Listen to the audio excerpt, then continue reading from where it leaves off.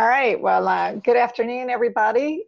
We are so happy that you're able to join us this afternoon. My name is Ann Jersick. I'm the Director of Outreach and Advocacy for the Chesapeake Bay Foundation's Virginia office. Normally I'd be speaking to you from Richmond, Virginia, but right now I'm in Central Virginia, about an hour away. So this afternoon, we've got a great topic. We've got a great speaker, plastics and microplastics. I'll just say a couple logistics to get us kicked off. One is that you're currently all muted, and I'm going to ask that you use the Q&A, not the chat, for questions, if that's okay. And the reason for that is, let's reserve the chat for things like the sound has gone out, or all of a sudden, you know, we've dropped off and you can't hear us anymore, because and for you guys to speak with each other. But questions that you want to give to, that you want to ask me or ask Dr. Dobbs, we'll put those, I'll ask you to put those in the Q&A section. We are recording this. This will be posted up to our website so that you can watch it at your leisure. It usually takes Kim a couple days to get it up, so I would expect it to be up there by Friday. Let's see. And let me just give you a little bit of background from my perspective on this topic, that this year in the General Assembly, in Virginia's General Assembly, we had no fewer than 8 bills dealing with plastics, with single-use plastics. So it was everything from bills that banned plastic bags to bills that reduce single-use plastics in restaurants, to reducing polystyrene for takeout containers. I mean, it was a wide variety of bills, but there's clearly a lot of interest in this. So we thought, let's take some time to sort of provide some education about this topic. And let's see, I think we'll get going real quick. So let me introduce Fred quickly. He's highly credentialed, so this might take me a second. I put my readers on for this. But Dr. Dobbs is a marine microbiologist. He's in his 4th year as the chair of the Department of Ocean, Earth, and Atmospheric Sciences at ODU in Norfolk. He received his A.B. in biology and honors from Franklin and Marshall, and his master's in zoology from the University of Connecticut, and then his Ph.D. in oceanography from Florida State. So he's held several postdoctoral positions at State University of New York, at Stony Brook, and the University of Hawaii. I'm not sure why you left Hawaii.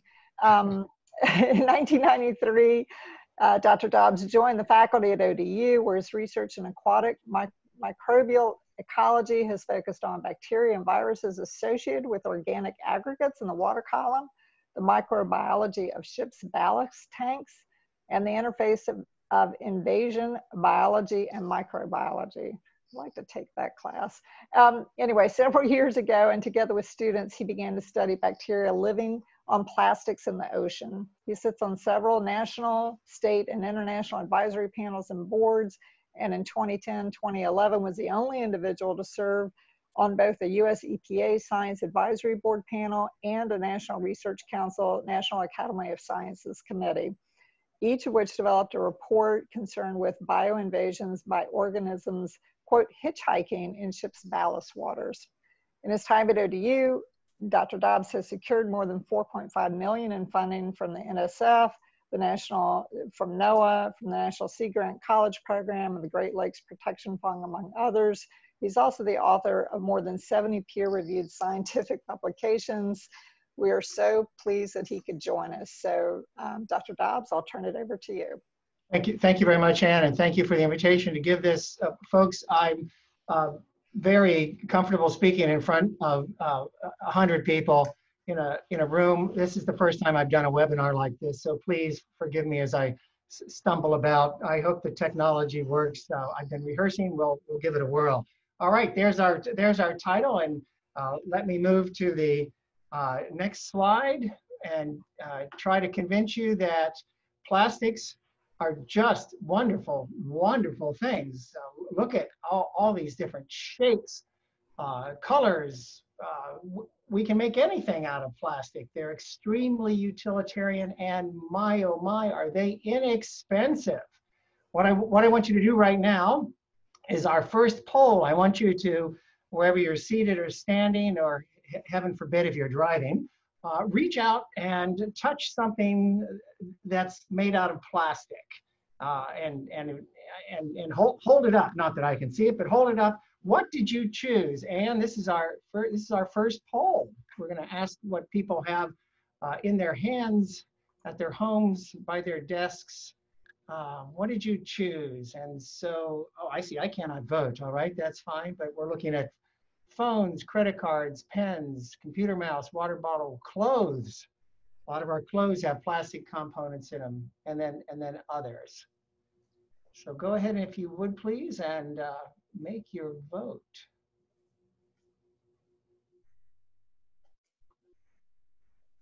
And as I understand, it'll show up, and oh, here we go. Okay. Oh, this is quite fun to see the data. I'm a data guy, right? Yeah.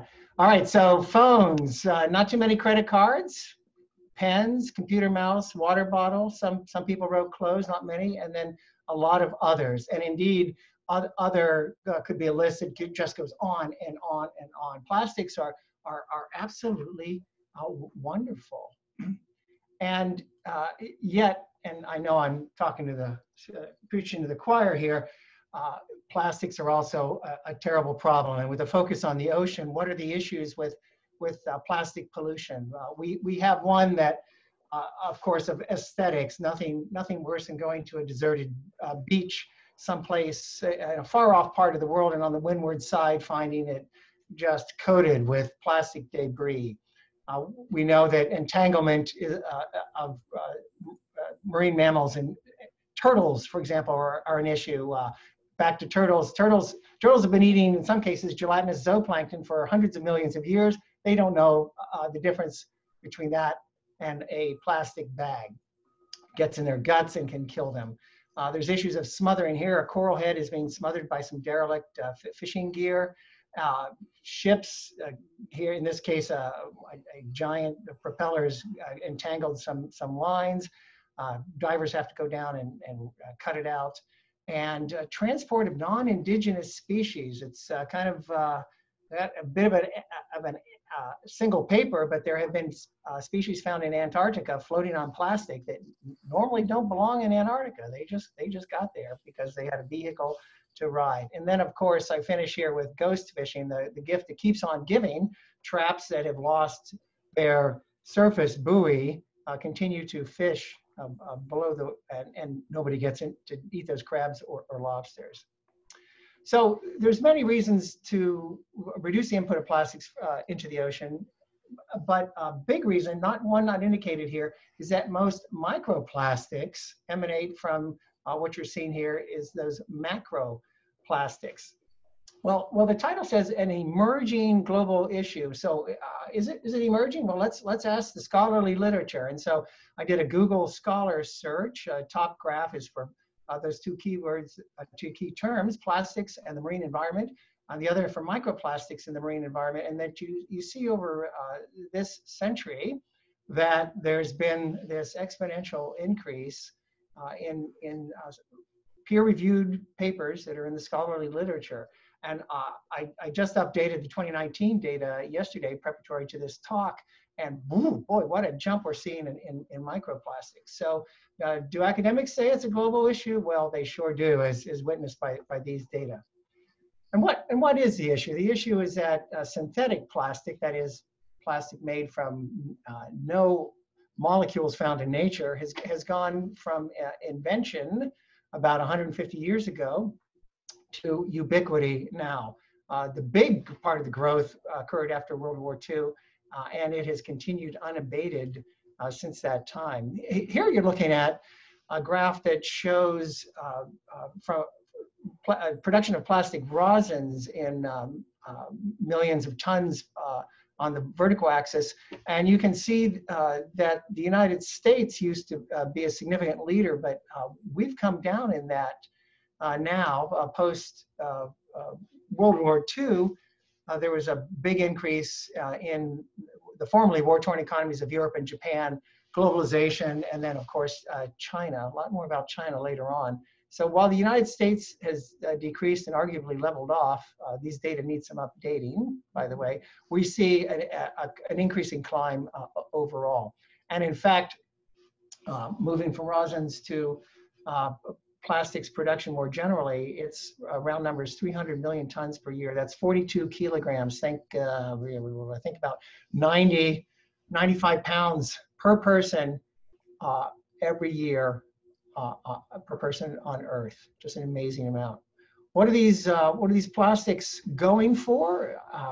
This is the key from the American Chemistry Council down there on the bottom. It's a great report that you can read all about it. And there's lots of information put out by the American Chemistry Council on plastics. You can see that the big three really are packaging, all those things that we get on our doorstep from Amazon, and building and construction, huge amounts of that involved. And then consumer and institutional products. This last category, fully 1/4 of the materials that these resins are manufactured into come from plastic cutlery, cups, single-use medical supplies. Ooh, boy, that number is going to go up a little bit in the last couple of months, isn't it? Yep. Sporting equipment, toys, etc. Well, I talked about plastic cutlery, and in a general sense, what am I talking about? Let's use straws as an example. Let me begin first by saying that straws are not the biggest of the issues. They are not going to solve our problems should we get rid of them, but they are they serve a useful exercise to do a little algebra. So I read the figure, and it's disputed by some, that we use 500 million straws daily in the United States. Even if it's 250 million, if it's half that, that's fine. But the point is that that's about 1.5 straws per person per day. That doesn't sound too unreasonable. Well, what's the volume of that? I just went to Harris Teeter, a grocery store, and I bought a box of 40 straws, and then I determined the volume that box of straws occupied, and we've got 40 straws, and there's the area, and then if we do 500 million straws per day, and what is the volume of that? Cross multiply, solve for X, and we get and convert from cubic centimeters to meters, and we get 7.2 times 10 to the 3 cubic meters per day, more than 7,000 cubic meters per day. Were we all in a room together, I would have paced off the room and figured out how many times we'd fill the room with straws. So I invite you to do that for yourself, but I did it for my office. I'm at work at the university. It's a fairly large office, and it's about 2.6 meters to the ceiling, 3 meters wide, 5 meters long. So that's about 37 cubic meters. So each day, straw consumption in the US is enough to fill my office 190 times. 190 times. That's just amazing. And remember that straws are a very, very small percentage of the plastic waste we generate. Use this exercise, as I said, as a springboard for your own office, but let's consider the bigger picture. And when I say bigger picture, I mean global. Time, Ann, please, for poll number 2. The question I'm going to ask you, before we get into some of the specifics about the global budget of all plastics ever made, is on a global scale, what percentage of all plastics ever made has been recycled? What's your guesstimate, or maybe you know? Is it less than 2%? About 10%? About 25%? About 50%? Has as much as half the plastic that's ever been made been recycled? Hosts and panelists cannot vote, but I know the answer. So we'll see what comes in, what the guesstimates are from the audience here.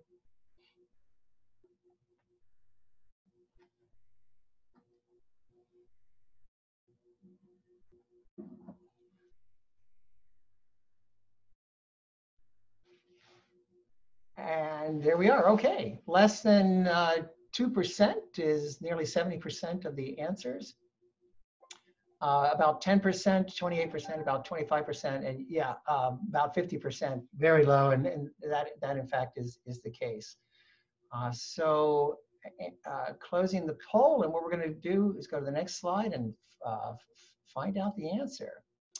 This, quickly, the answer is about 9%, and let's work through this amazing inventory, production, use, and fate of all plastics ever made by Geyer et al. in 2017. What Geyer et al. Did is to figure out how much rosin had been produced everywhere, not just in the United States. And so they come up with a diagram here that shows this giant blue arrow, they call it primary production, of 8,300, and the units, by the way, are millions of metric tons. And then you can see that of that 8,300 that's been produced, that 2,500 are still in use. There's primary and secondary, and then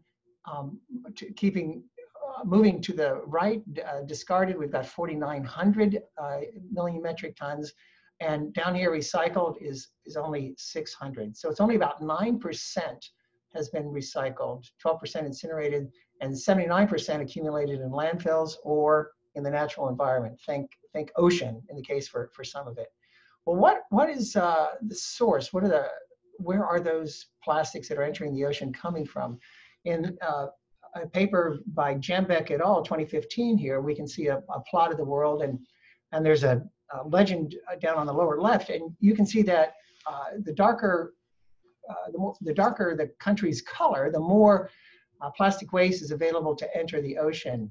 These are 2010 data, so a decade old. And what we're looking at is pollution from almost all countries for which there were data anyway. And you can see that Southeast Asia and then the Western Pacific islands and archipelagos are really what we call a point source of plastics to the ocean. So this is where a lot of mismanaged plastic waste, we think, is entering the ocean. There's subsequent papers that show that there are 10 rivers in the world that put in about 90% of the plastic to the ocean. 8 of those rivers are in this area in the dark here, China, and then the Philippines and other islands in these archipelagos. So we have this overall problem of a huge amount of plastic production and a significant solid waste disposal problem. As you know, plastics are, for the most part, non-biodegradable. And although there are some plant-based plastics that are coming online, most continue to be non-biodegradable, with the result that they last for years, if not decades. There are people who claim they last for centuries, but of course that experiment hasn't been done yet. And there are many problems. I listed some of them, aesthetics, entanglement, etc. But especially for the small ones, these plastics, these small pieces in particular, can serve to absorb what we call POPs, persistent organic pollutants. And those are, for example, PCBs or petroleum hydrocarbons. These small surfaces, as well as large surfaces, can serve as settlement sites for organisms as well. There's not a lot of substrate in the open ocean, and so when some is provided, organisms like to sit down and settle and grow on it. So we finally are getting to microplastics. There's been a growing concern about these in years, as you saw in that big bump in the number of published articles. There's microplastics are small fragments, fibers, and granules. How small? This is a very, very poor term, at least to me as a microbiologist. The usage of the term in the literature varies from 0.1 micrometer to 10 millimeters. That's a size range of 5 orders of magnitude. Generally, though, people think it's smaller than 5 millimeters.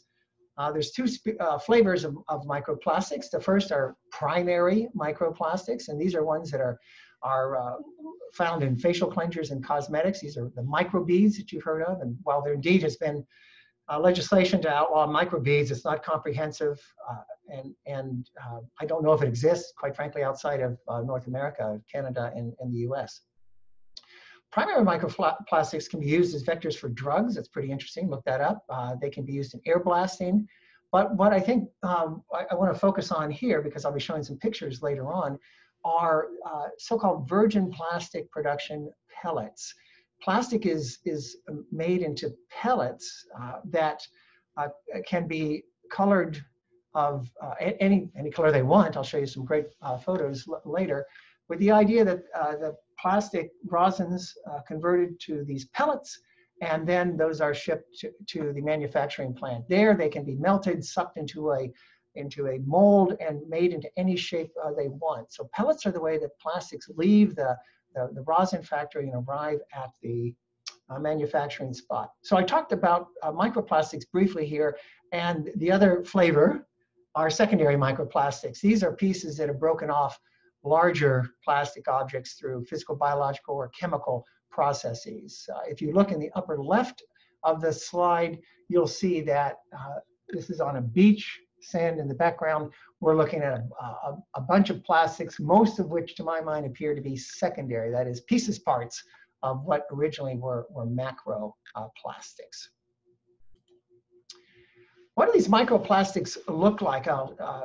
In one case, Crest used to make toothpaste with micro beads in it and all that shiny stuff that we used to put on our toothpaste, our toothbrushes, I'm sorry.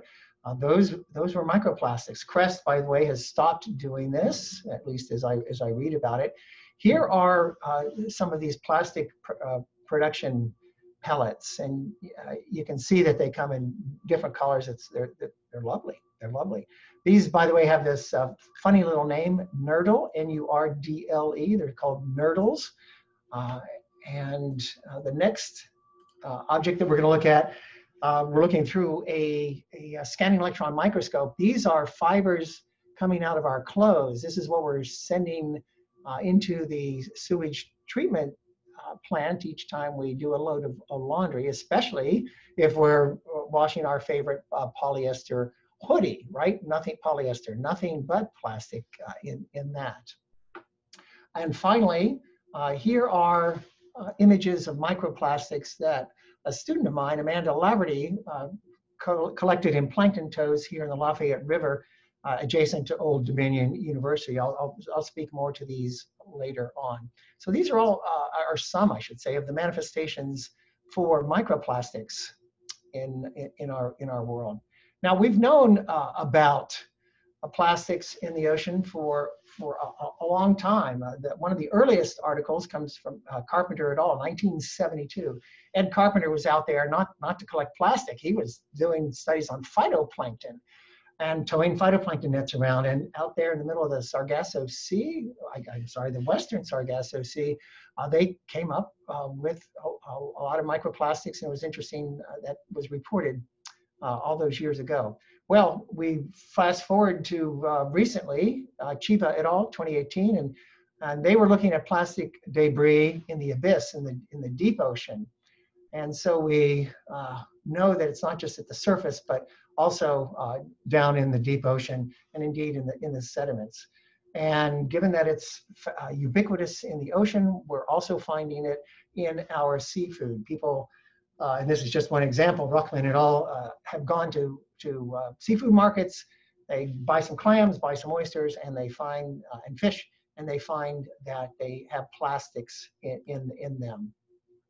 Now, as an oceanographer, I'm usually looking out to sea or into the water, right? But there was this article last year that was talking about some atmospheric chemists who were studying in the remote part of the Spanish Pyrenees, so very, very far away from anything in Europe, and on the filters that they were using to collect atmospheric particles, they started to discover that they were looking at a lot of microplastics. So even in these far, far parts of the world, there is atmospheric distribution of microplastics. Think of all those plastic bags you've seen on branches after a flood. They're flapping in the breeze, and as they do so, particles are being knocked off them and transported by wind around the world. And ladies and gentlemen, if I say nothing else today that will get you cranked up, we're finding plastics in our beer. And I know that this is very serious business when we find it in our beer. Yeah, tap water and salt also, but in our beer. So it is in our oceans, it's in our atmosphere, and it's in our beer. I'm going to have a Fred, yes. I'm going to stop you for just a second. There's Sure. a question regarding who are the authors for the microplastics in fish and bivalves. Let's see. Can I go? I think I can go back because I have that. This particular paper is Rockman et al. 2015 Scientific Reports. Down on the bottom left. And then one more, Yep. which is a question a little bit earlier. Was Alaska being counted as part of the US, or does it have a plastics problem in itself? So when you had the slide up that was showing, the global contribution of plastics. Yes, I'm sure in that Alaska was counted. I think that given its small population, Alaska might not have as much of an issue as some other places do, but I think a lot of it is also imported. The currents, the Kuroshio current that runs past Asia and then the Kamchatka Peninsula in Russia will end up transporting anything that's floating in the water or transported in the water, could be subsurface, over into the Pacific Northwest. And so Alaska, I'm sure, is getting a lot of things that are imported from China and other countries there in Asia. Does that answer the question, Anne? Yes, sir. Thank you very much. Okay, good. Thank you. I will page down now to get back to where we were. Okay, good. So I'm going to talk about ingestion now, not with more emphasis perhaps on organisms other than humans. We know that seabirds eat plastic, and here you see somebody with a handful of nurdles. If they float on the surface, and they look like fish eggs to some birds apparently, and so they eat those. And then of course, if they're parents and are taking it back and regurgitating it to chicks, the chicks are getting a full stomach, so there can be satiation. But this is the epitome of empty calories, isn't it? They're not getting fish eggs; they're getting plastic. Fish eat plastic too. As early as 1976, we say Cartar et al. In 1973 even, were looking at flounder over in England, as I recall, and they were reporting micropellets in the intestines of these flounder. And in the photo that's on the right, these are micrographs of pieces of plastic found in the guts of mesopelagic fish. That's an oceanography term for parts of the open ocean that are from 200 to 800 meters in depth. This means that plastics are being ingested by fish that are living 200 to 800 meters below the surface. And they go on, Davison and go on to calculate a budget on that. So we've got mesopelagic fish eating plastics. And in a paper from last year, people were looking in the deepest part of the ocean, the Mariana Trench, and looking at these giant amphipods. They aren't quite this big, but they are quite large. That's an interesting phenomenon in and of itself. And inside the guts of these amphipods that live in and on the sediments of the deepest parts of the ocean, they were finding, here on the right, they were finding these fibers, these plastic fibers. And so I've shown some examples, hardly comprehensive, of plastic that's been found in the ocean surface to its deepest trenches. Not only are these plastics ubiquitous throughout the ocean depths, but analyses of how much plastic we've put into the ocean compared with the inventory of plastic at the surface, think the Great Pacific Garbage Patch, indicates that of all that plastic we've put in the ocean, only 1% of it is at the surface. Only 1% of it is floating. That means that 99% of the plastic that we've input to the ocean is below the surface. And so while there are clever and sometimes heroic efforts to clear that plastic which is floating on the top of the ocean, there is much more below the surface. Sort of a scary thought. So again, staying on my theme of ingestion, I want to show you this film. And if the magic works here, what you're going to see is a laboratory. Oh, that didn't work. Let's try that again. Let's see.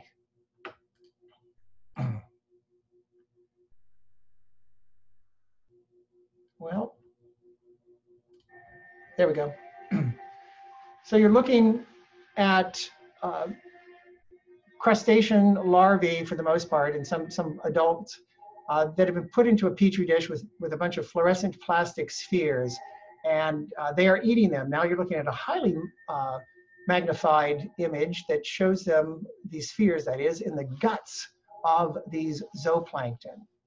And while this is absolutely a laboratory demonstration, the concentration of these pellets is far greater than anything that exists in the ocean. It nonetheless shows the potential for these pellets to be ingested by the zooplankton. And of course, zooplankton are food for larger zooplankton and for smaller fishes. And so the food chain here is affected. So the reason that I've been focusing on ingestion is that it is a key part of this adverse outcome pathway that's been hypothesized by Galloway and Lewis in 2016. And there we go, I'm circling the word ingestion there. So from the subcellular level to the cellular, individual, and even the population level, ingestion figures prominently in potential modes of action, from oxidative damage to altered gene expression, and then moving up to the population level to potentially population decline. I emphasize that these are potentials that have been pointed out by Galloway and Lewis, but it serves, a slide is a great one in that it serves to bring us to the first of our known unknowns about plastics. What are the effects from subcellular population level of ingesting microplastics? Yes, we have an array of hints. There are many early stages of research. There's much documentation about the presence of plastics in guts of organisms, but there's much yet to be determined in this regard. And if we want to think about plastics, we really need to know their distribution and abundance.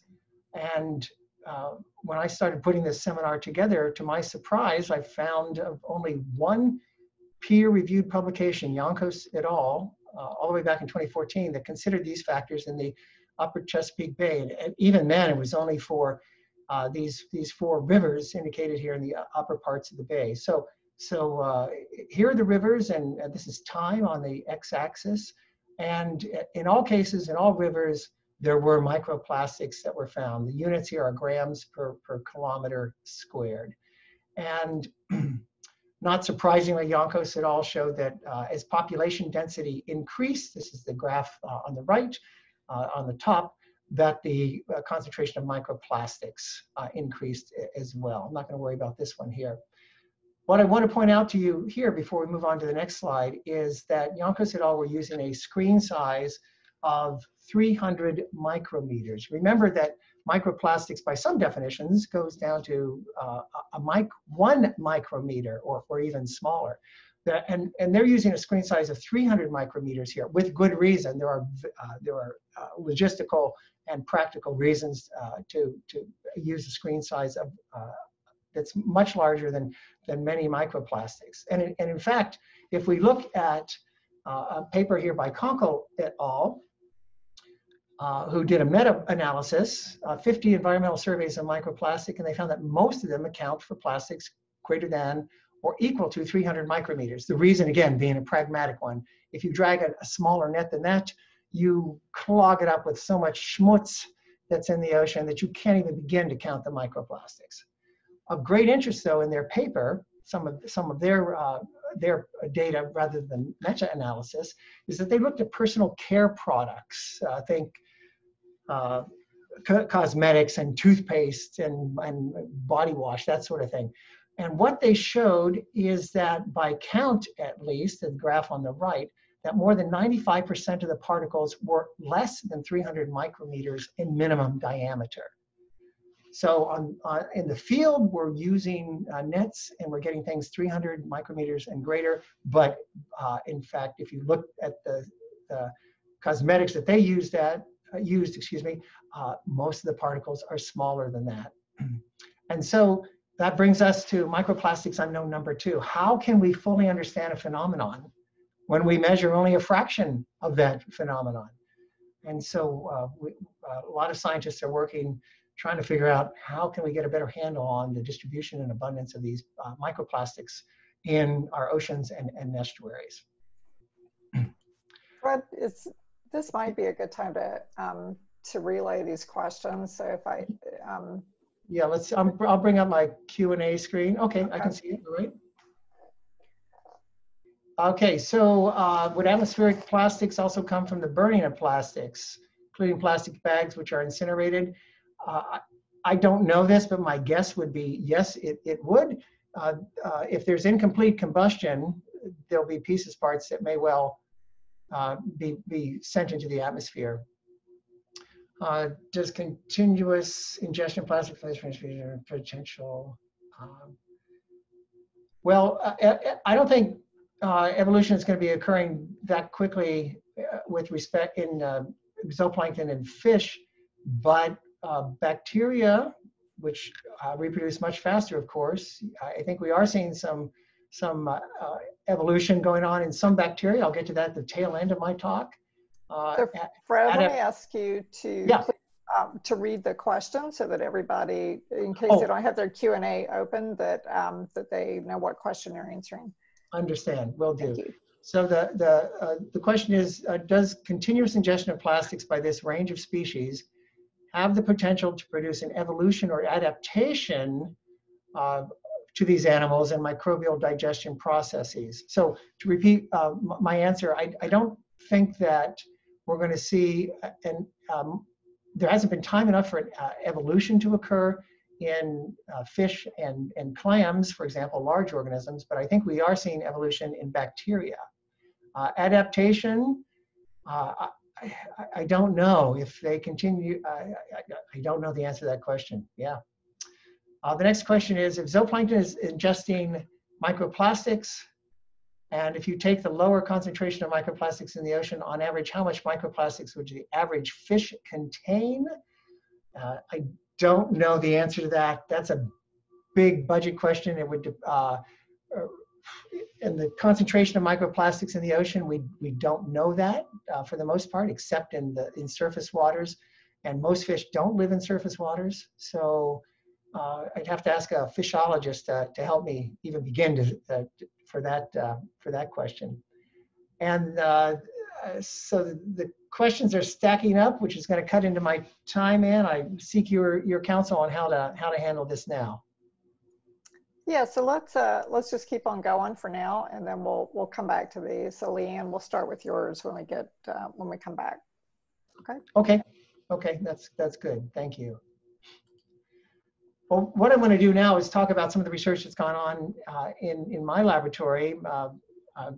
Now graduated Masters of Science student Amanda Laverty was looking at microplastics right here in the Lafayette River, just off Old Dominion University, as vectors for bacteria and human pathogens. And so here's a very nice montage of, I guess we should say collage of what she collected in a plankton net. And I will give you the skedule on her years of work in a nutshell. She was interested to look at marine plastic pollution as a substrate for bacteria with a focus on Vibrio species. Some of you may know Vibrios. These some species are definitely bad boy bacteria. They are known to be human pathogens. And in a nutshell, she collected microplastics and she looked at the bacterial biofilms on those microplastics for antibiotic resistance, for the community composition, and she had a special focus on looking for Vibrio bacteria. Her methods, again, in a nutshell, she had two main thrusts. One was to sample water with the plankton net. She got all these pieces of plastic, and then she cultured the Vibrio species that were living on these pieces of plastic, and she tested them for their antibiotic resistance. She also did some DNA sequencing on these samples, and I'll talk more, well, actually, I won't talk more about that, other than to say that there were parallel colonization experiments in which she also was looking for Vibrios and doing some DNA sequencing. Her conclusions are that these biofilms that are living on all these parts of plastic are indeed habitats for human pathogens, particularly Vibrio vulnificus, parahemolyticus, and Vibrio cholerae. These are the bad bacteria. These are and hers is the first study to isolate these from marine plastics, extending what has been seen to some extent from the open ocean and bringing it in to coastal regions. And so we think that marine plastics floating around are facilitating horizontal gene transfer, and they may serve to disseminate these antibiotic resistance genes in the marine environment. Based on Amanda's work, other students and I are exploring what I'm calling our unknown number 3, and that is if there are bad bacteria on these microplastics, and if oysters filter out those microplastics, does that increase our human health risks of eating raw oysters? More so than the occasional bad oyster, is it actually increasing the odds that there may be pathogens in the oysters we're eating? So we are gearing up to do experiments to test that question in my lab. And I did not make up known unknowns, and I guess neither did this article in The Economist. Donald Rumsfeld is my original source on that. That said, this article in The Economist back in 2018, 3 March, is one that I recommend everyone read. The point made here is that there seems to be a lot of fuss about plastics, but we have other kinds of pollution in our ocean that may be more insidious. Hoffman compares the plastics issues with ocean acidification and ocean warming. Are those worse than plastic? Anyway, it's a very, very stimulating article to read, even if you disagree, as I do in some cases, with some of the points made by the author. So this brings us to the poll number 3, Anne, because I've talked about plastics and whether we should be concerned about them, whether we should be interested in them, whether we should care about them. And now I'm going to ask you, which Hollywood actor should have cared more about plastics than she or he did?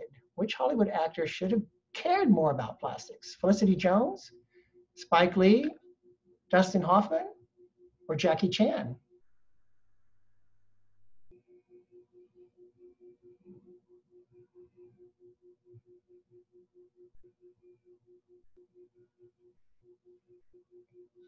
Oh, and I should have said you're not allowed to go to Google to look up the answer.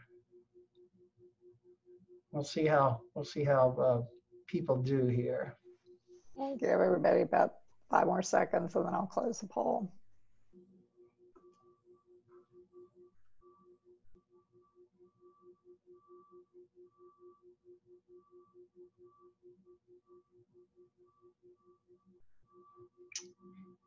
So we've got some votes for Felicity Jones, Spike Lee, Jackie Chan, but most are for Dustin Hoffman.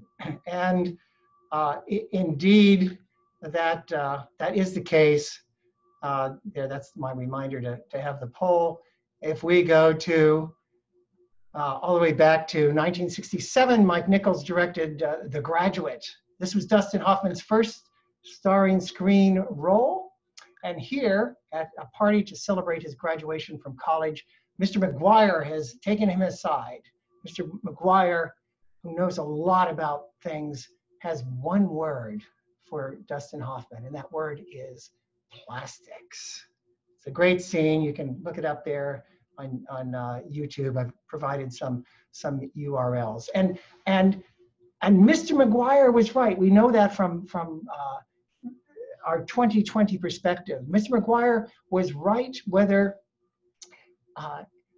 we are concerned with the economics of plastics, because if you're producing plastics, selling plastics, you've made a lot of money since then. If you are concerned about the economics of plastics disposal, it's also a big ticket item. And now we're going to segue into from Hollywood to the politics of plastic. You may know that beginning in January 2018, China stopped taking plastics from us to recycle. There was the National Sword Policy that went into effect to protect the environment and people's health. And China, which for more than for more than 25 years, had been taking huge amounts of plastic, not only from the United States, but from other places, said no more. What's happening to that leftover waste? Well, first, let's get an idea of how much was going to China and from where. And here you see from a paper by Brooks et al. And the source countries. So the United States has got a big brown line going into plastic, and countries from all over the world. But this is no longer being taken. And if we look at the next graph, we can see on the vertical axis plastic waste imports. And you can see the trend line that stops in 2018. And so the area under the curve, this triangle here, is what is referred to as displaced plastic waste. This is 111 million metric tons of plastic that China isn't going to take, and the donor countries, especially the United States, is going to have to figure out what it's going to do with. Now, I don't mean to imply that we're going to be awash in the future. Our ocean will be filled to plastic, as exemplified in this takeoff, this parody of the Great Wave off Kanagawa by ukiyo-e artist Hokusai. You see Mount Fuji here in the background. I don't think that's going to happen. I'm going to finish my talk here with two examples of what I think are hopeful inroads into the future. The first is the market, and I believe truly, never having taken an economics course and being a microbial ecologist, but I nonetheless believe that it is the market that will solve the problem here. We cannot solve this problem by doing the right thing or by subsidizing it through the government. Instead, it's got to be the market. And so there is this firm called Closed Loop Partners, note the fancy logo there, that suggests that there should be a circular supply chain for plastics. And read this: a call to action for investors, brands, and industry. Technologies that will stop plastic waste and grow markets. And just to give you an idea about what Closed Loop Partners says is that number one here, we've got to keep plastics in play. So rather than a market that takes oil and produces pellets, makes plastic, and then leaves it in a dump or in a landfill or in the ocean, instead you see the arrows coming back here. There is recycling of those plastic polymers. There is some technology, they claim, that can even take apart macroplastics and return them to the original polymer, and then they can be made into new plastics. That's pretty cool.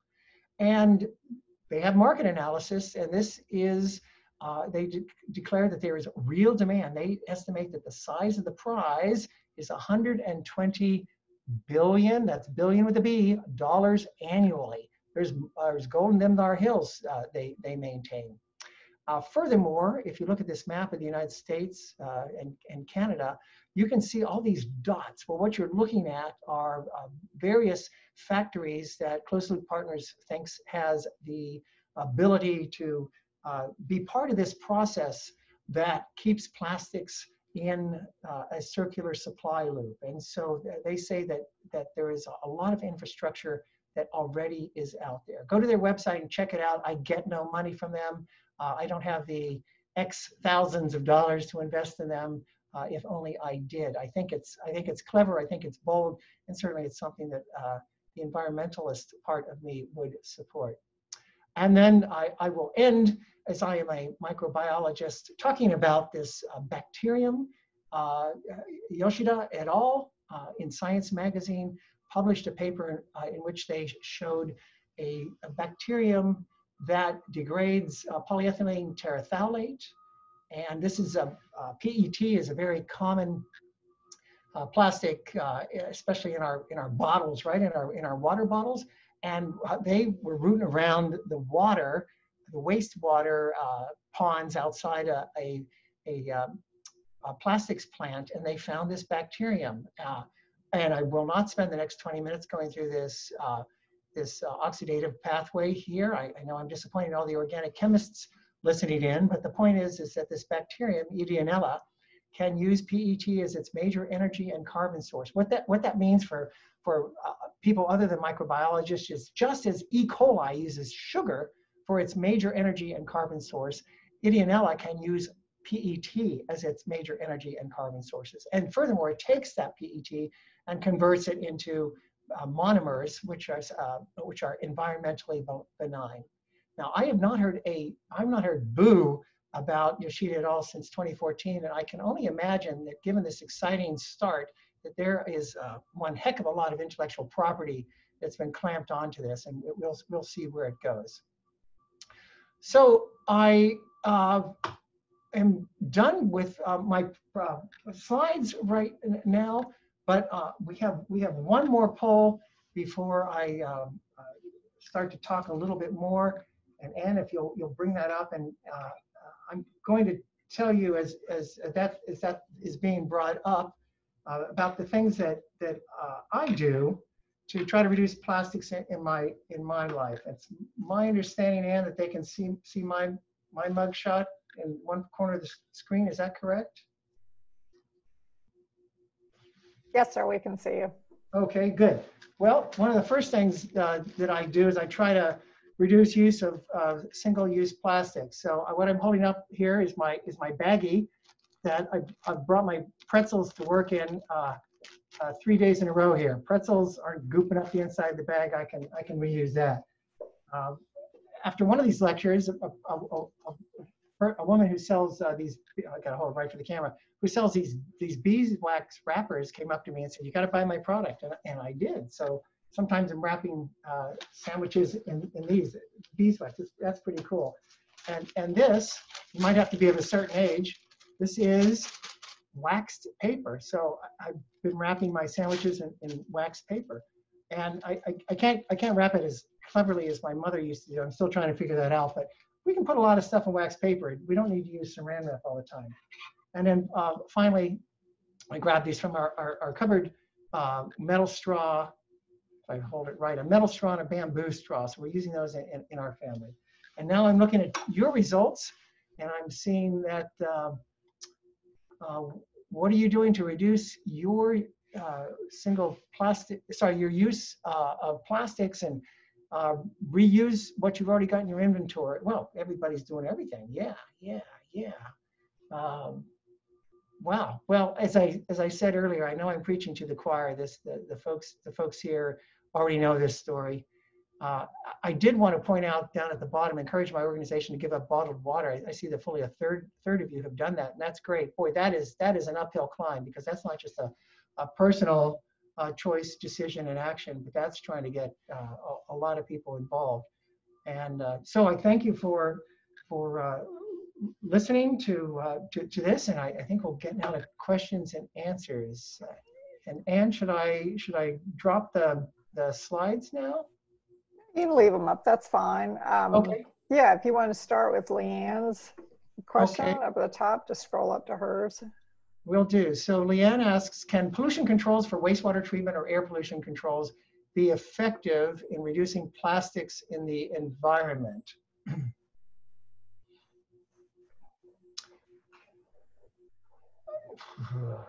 When I think of wastewater treatment, I tend to think of nitrogen and phosphorus. So I'm not sure how that would apply.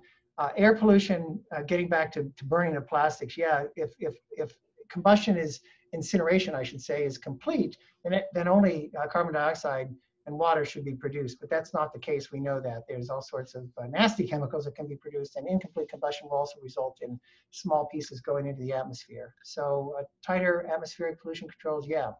Next question, how homogeneous is the microplastic distribution in the ocean? Is there any type of aggregation going on so that the smaller particles are clumping together? If the distribution is not homogeneous, then how long would that take for contamination to reach homogeneity? I don't know that anybody could answer that first question, how homogeneous is the microplastic distribution? My strong feeling is that it is not homogeneous at all. There's a lot of currents and downwelling that will serve to aggregate things. And yes, the questioner is right.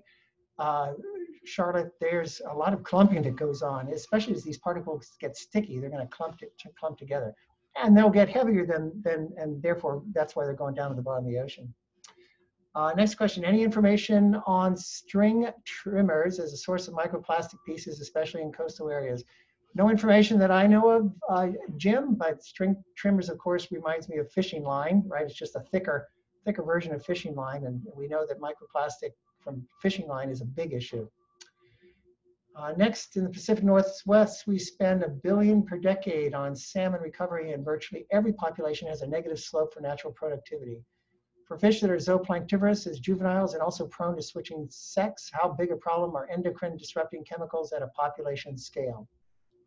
Certainly, I don't know the answer to that question, but there is, and I didn't even touch on it here, but because of microplastics concerns for, not concerns, microplastics tendencies to adsorb these persistent organic pollutants, some of which we know are endocrine disruptors, there is certainly the potential that they work their way into the food chain and are ultimately taken by either as juveniles or as top-level predators by the large salmon.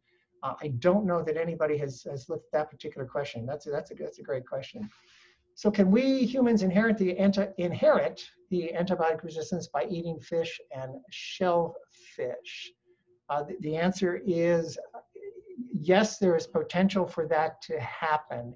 It's more likely that we may cause problems with the bacteria in our guts rather than having an overall system that overall antibiotic resistance added to our system. Possible pathogens in oysters and nurdles in beer. How depressing. How do we access a plastic-free diet? I'm not sure what the answer is.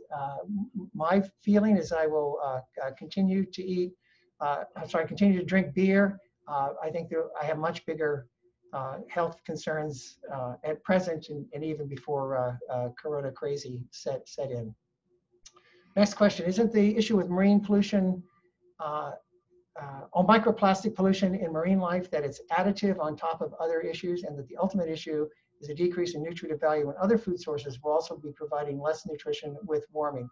Yeah, Sue has hit on what is real life instead of a single focus on microplastics. Well, what we really should be thinking about is the idea of multiple stressors. And so warming temperatures, we know stress things. Ocean acidification to be a stressor. And then if we put lowered nutrition on top of that, organisms are getting hammered on multiple sides. While any one thing might not be deleterious to them, in some, all of those might be. Next question, is there bioconcentration of plastics up the food chain? I don't know the answer to that question. I haven't to my knowledge, and I certainly haven't read all these papers, I don't know of anything that's shown bioconcentration of plastics. Next, what bioplastic alternatives are there? Oh, there's there's a lot. There's a lot of people doing this. I'm not well versed in this, but a Google search for bioplastics will tell you everything from cellulose, cornstarch, polymers. What else is coming to mind? Oh, there's this seaweed gel in which we put water. It's a pretty interesting idea. Just learned about that earlier this week. What do you think are some of the bigger threats to our world's oceans, if not plastic pollution? I think that ocean acidification and warming are bigger threats than plastic pollution, at least with the data that we have now. I'm a scientist, and so I'll change my mind if the data run that way. Going down to the next question, is there any effort, either legally or governmentally, to hold plastic producers responsible for the cleanup? I don't know the law, but this is a smart question, because I remember how I said plastics are so cheap. They are so cheap, so let's make lots of them because we can make lots of money. But if we front end load cleanup issues, then I think that there might be more responsible production. And bottle bills, think of bottle bills in those states where they exist. There aren't a bunch of plastic bottles lying around on the road or accumulating in trash cans because either kids or cheap bastards like me are going along picking this stuff up because they get a nickel a bottle or more in some states. So I think that front-loading cleanup costs is a great idea. Hawaii has a plastic conglomerate that forms on its beaches with a combo of microplastics and lava. Wow, I actually hadn't known that. It's been a long time since I was in Hawaii, but yeah, that makes sense. If fresh lava is flowing out, it's absolutely going to get microplastics with it as well. Yep. Lisa asks, if there are large rivers throughout the world which are major sources of microplastic into the ocean, has there been any research or use of mechanical, biological filtering to remove the plastics prior to entering the ocean? Yes, there are. We don't need to look any further actually than Baltimore. I'm going to flip ahead to Mr. Trash Wheel here in Baltimore Harbor. And those of you who are up there have probably seen Mr. Trash Wheel. And what Mr. Trash Wheel is doing is it's taking water that's coming in from, I can't remember the river right now, coming into the harbor, and it just picks it up on this conveyor belt that you can see in the lower right. And then it accumulates it. It picks up things as big as tires as well as styrofoam cups. And then it's disposed of. Yeah, go check out Mr. Trash Wheel. It's a very interesting operation going on there. Whether those are going on in the major rivers or not, I don't know whether there's research going on. And remember, major rivers are enormous in their size and in their volume. There can be no easy scale up of a Mr. Trash Wheel to the Yangtze River in China, for example. You just could not build something that big. So Fred, we're a little over. I'm going to ask that this be Brady's question be the last question. Okay. And Brady's question is, how much research has been done to assess the volume of microplastic being dumped into the Chesapeake from its major tributaries? I don't know. I know there is some gray literature out there, and but I don't know that well enough even to know whether there has been any attempt to create a budget for microplastics entering the Chesapeake Bay. Thank you all very much for those questions.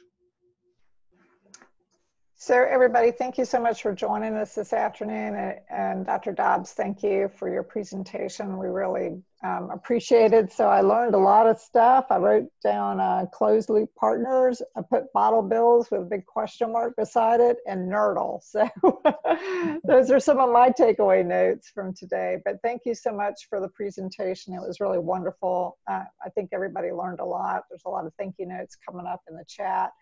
There were a couple other questions that I think that I can answer that I'll type an answer to, or Dr. Dobbs, you can type an answer to, and then we'll make sure that those are included. Like I said, we did record this, and the recording will be posted onto our website probably by the end of this week. So thank you so much for joining us. We very much appreciate your attendance. Have a great Thank you so much, afternoon. Anne. Thank you to the foundation as well, of course. All right. Thanks, guys. Bye-bye. Bye.